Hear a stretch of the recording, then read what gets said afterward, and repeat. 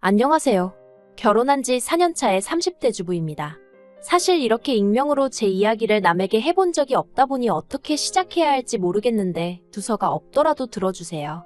제가 이렇게 오늘 이야기를 하기로 결심하게 된 건 염치 없이 뻔뻔한 시댁 식구들과 남편 때문입니다. 사람이 아프면 눈에 뵈는 게 없을 수는 있지만 그래도 정도가 있어야 할 것 아닌가요? 특히 남편이란 작자는 어디서 기억상실에 걸리는 약이라도 먹었는지 자기가 저한테 했던 건 생각도 못하고 헛소리나 찍찍해대는데 정말 마음 같아선 그 입을 찢어버렸으면 좋겠더군요. 남편과는 지인의 소개로 만났는데 당시 저는 프리랜서 작가로 일하고 있었고 남편은 중견기업을 다니는 직장인이었어요. 사실 돌이켜보면 성격이 잘 맞는 건 아니었는데 다행이라고 해야 할지 둘 다 취미가 영화 보기로 통하는 부분이 있었거든요. 그래서 생각보다 금방 가까워졌고 이후로도 별다른 문제 없이 무탈하게 만남을 이어갔습니다. 어느 다른 연인들처럼 다투는 일도 물론 있기야 했지만 연애라는 게 어느 정도는 서로 맞춰주는 거라 생각해서 크게 문제라곤 생각지 않았고요.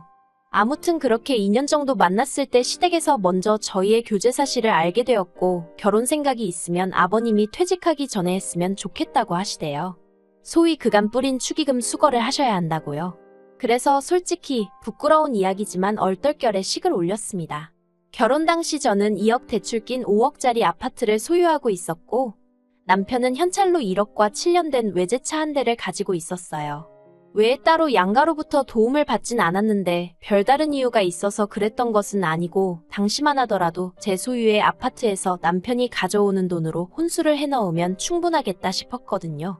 그리고 월급은 저나 남편이나 한 달에 400 중반으로 비슷했습니다. 물론 저는 프리랜서다 보니 어느 정도 등락이 있긴 했지만 1년을 놓고 평균을 내보면 400 중반보다 많으면 많았지 적진 않았네요. 정말 일이 몰리는 달에는 7, 800씩도 벌어봤으니까요. 그런데 결혼한 지 얼마 되지 않아 친정어머니가 암이라는 사실을 알게 되었습니다. 외할머니도 위암으로 돌아가셨는데 친정어머니도 위암이라고 하니 눈앞이 노랗고 하늘이 무너지는 것 같더라고요.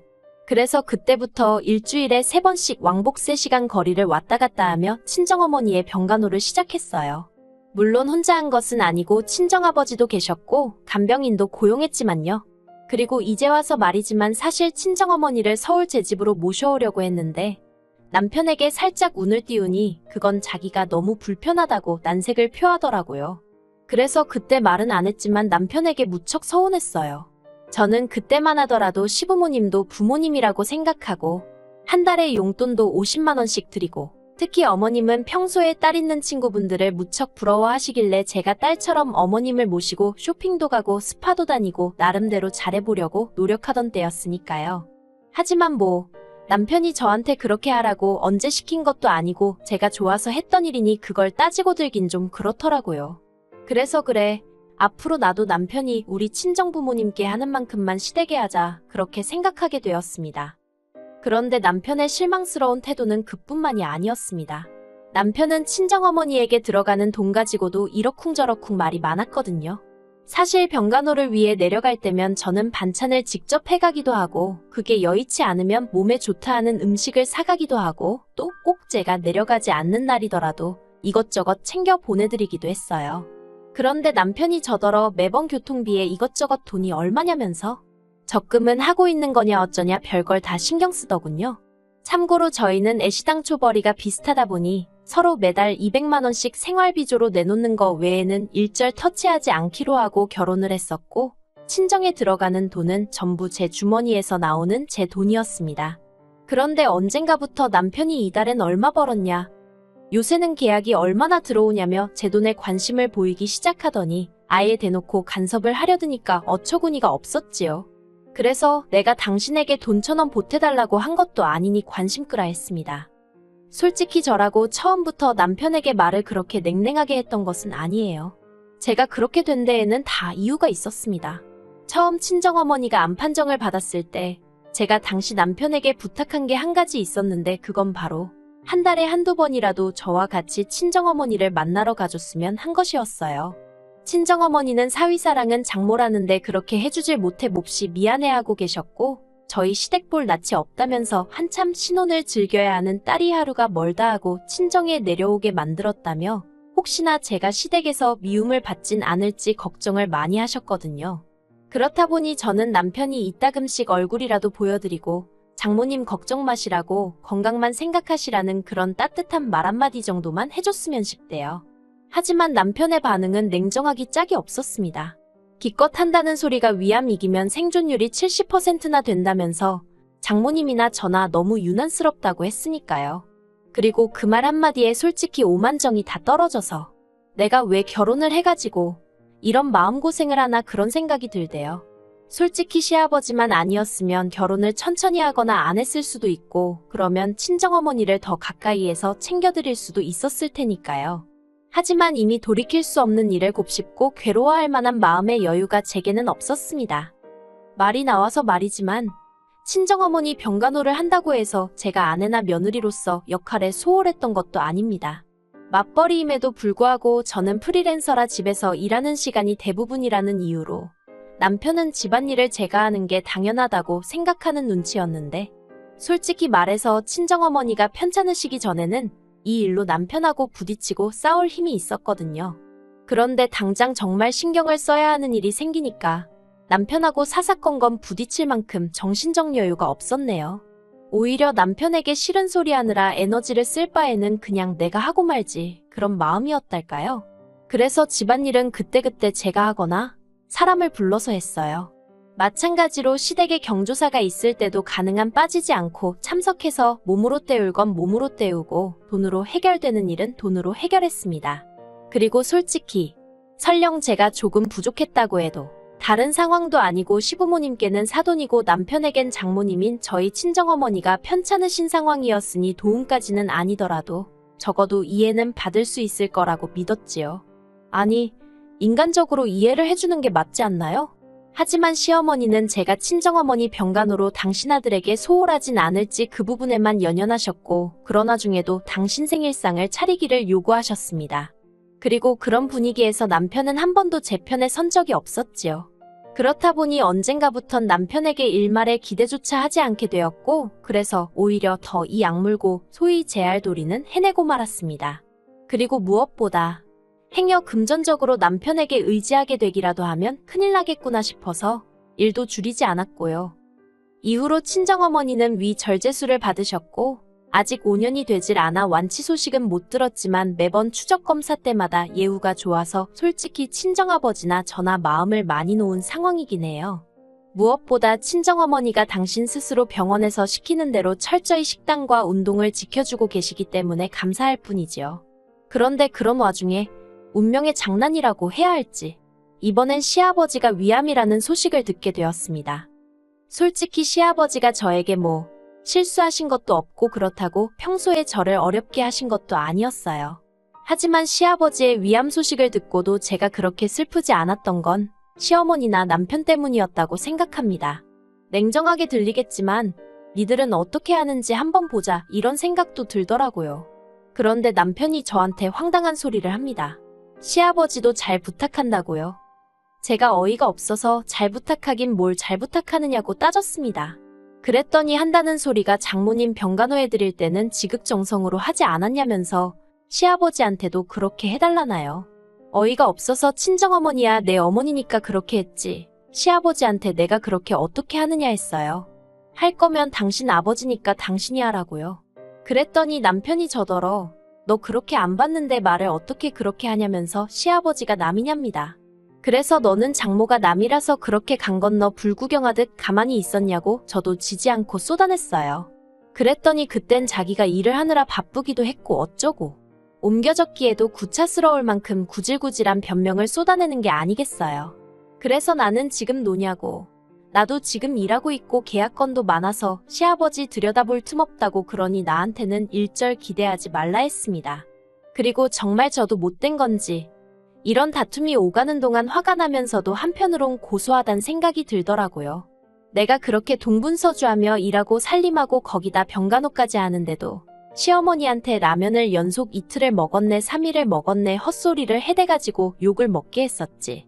스스로조차 잊었다고 생각한 기억의 조각들이 떠오르면서 그럴수록 남편이 미워지더라니까요.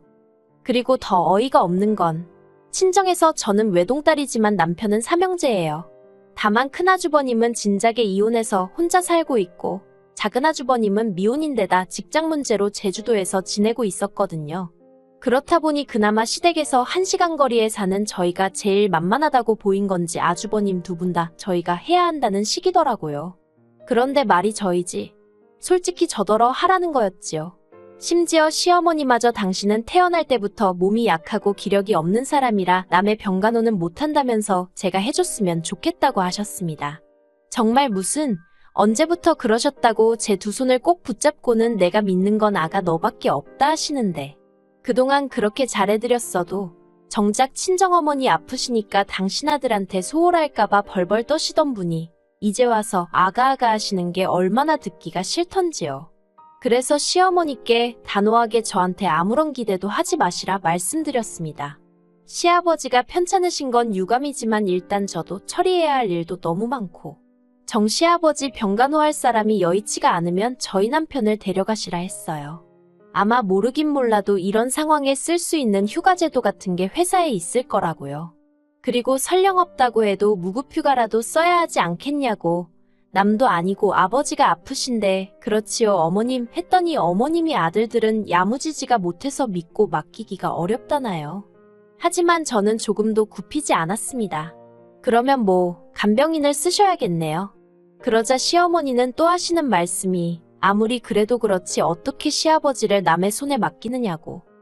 솔직히 집안에 누군가 아프면 배우자가 간호를 하거나 그 다음이 자식들이지 않나요. 그런데 어째서 저희 시댁은 다 건너뛰고 저한테 의지를 하려는 건지 도통 알 수가 없대요. 그리고 저한테 유난히니 어쩌니 하던 사람들이 그때 제가 하는 걸 보니 참으로 지극정성이더라. 정말 대단하더라. 가증스러워서 견딜 수가 없었어요. 그런데 아주버님들은 제쳐두고 시어머니나 남편이란 사람들이 하는 짓은 나날이 정말 가관도 아니었습니다. 일단 시어머니는 하루가 멀다 하고 앓는 소리 죽는 소리를 하시면서 전화를 해오셔서는 머리가 아프고 손목이 어떻고 시아버지가 저만 찾는다는 거짓말을 늘어놓으셨지요. 남편은요. 자기가 밥을 안 먹으면 제가 뭐 크게 놀라기라도 할 줄 알았나 봐요. 식탁 위에 밥을 차려주는데도 본체만 채하곤 컵라면에 물 받아서 안방으로 향하는 거예요. 어이가 없어서 컵라면을 왜 안방에서 먹냐고. 먹을 거면 창고방에 가서 먹으라고 소리를 질렀습니다. 참고로 집이 아무래도 제 명이고 솔직히 남편은 말이 좋아 1억이지 그 1억을 다 혼수에 쓴 것도 아니다 보니 집에 관해서는 제 목소리가 더 컸어요. 그러니까 뭐 안 먹네 어쩌네 난리를 치길래 먹지 말라고 또 소리를 질러버렸지요. 그리고는 이튿날부턴 아예 저녁을 안 차려주기 시작했더니 며칠 지나니까 지가 냉장고에서 이것저것 꺼내 먹더라고요. 웃기지도 않아서. 하지만 저를 정말 기함하게 한 건 남편과 크게 다투고 얼마 지나지 않아 있었던 일이었습니다. 아주버님 두 분은 막말로 시아버지가 어떻게 되든 말든 관심도 없는 건지 가타부타 말도 없고 오로지 시어머니하고 남편만 안달복달 난리가 난 상황이었거든요. 그리고 알고 보니 남편 회사는 가족을 위해서 그렇게 쓸 수 있는 휴가도 없고 무급휴가도 안 된다대요. 그렇다 보니 이건 뭐 빼도 박도 못하고 시어머니가 병간호를 하셔야 하는 상황이 된 거예요. 그리고 남편은 이런 이야기를 저에게 전하면서 이제 정말 도와줘야 하지 않겠냐고 언제까지 화풀이를 할 거냐면서 저를 또 자극했습니다. 화풀이라. 솔직히 말해서 친정어머니의 예우가 좋았으니 다행이지 돌아가시기라도 했다면 저는 평생 남편을 용서하지 못했을 거예요. 이렇게 남편하고 살고 있지도 않았겠지요.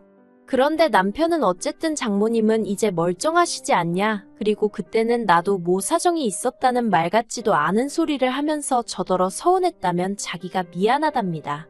그런데 세상 일이라는 게 미안하단 말 한마디로 해결이 되는 일이 있고 아닌 일이 있잖아요. 저에게 친정어머니에 관한 일은 후자였습니다. 남편이 아무리 저에게 미안하다고 해도 그 응어리가 풀어질 것 같지 않았어요.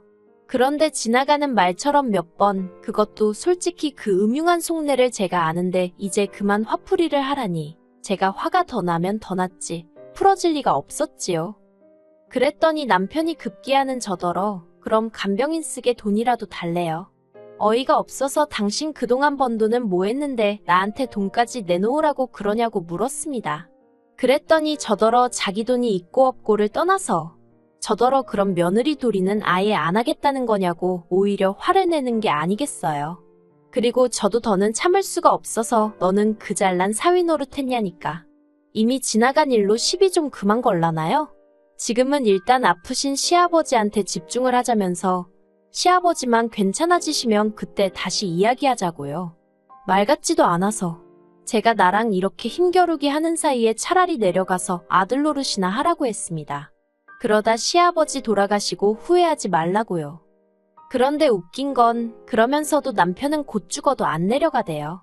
시어머니는 시어머니대로 시아버지가 위암 3기라며 돈은 돈대로 쓰고 낫지도 못하면 어떡하느냐고 간병인도 안 쓰시고 계시고요. 솔직히 시아버지만 놓고 보자면 참 안 됐다 싶어요. 무슨 가족이란 사람들이 저렇게 이기적인가 싶고. 그렇지만 뭐 가정교육이 그따위로 되어서 그런 거니 누굴 탓하겠어요? 그리고 저는 남편하고 이혼하기로 했습니다. 남편이 간병인비를 달라고 했댔잖아요. 그거 못 준다고 하니까 그럼 이혼하고 위자료 받아내겠답니다. 그래서 마음대로 해보라고 했어요. 결혼 생활 4년 동안 자기가 재산 형성에 기여를 하면 얼마나 했다고 웃기지도 않아서 소송 건다길래 마음대로 하라 했습니다. 이러다가 오히려 제가 위자료라도 몇 푼 받게 되면 땡큐니까요. 제가 오랜 세월을 산 건 아니지만 인간 같지 않은 인간들이 세상에 참으로 많은 것 같아요. 그런 사람을 걸러낼 수 있는 안목이 진작에 있었다면 이런 결혼 생활도 겪지 않았을 텐데. 그 점이 참으로 아쉬울 뿐입니다. 하지만 인생은 배움의 연속아니겠어요? 이렇게 또 삶의 지혜라고 할지 교훈을 하나 배운다 생각해야겠지요. 참, 남편은 집에서 나갔고요. 혼수 가지고 와도 유세를 떨길래 다 들고 꺼지라고 용달차 불러줬네요.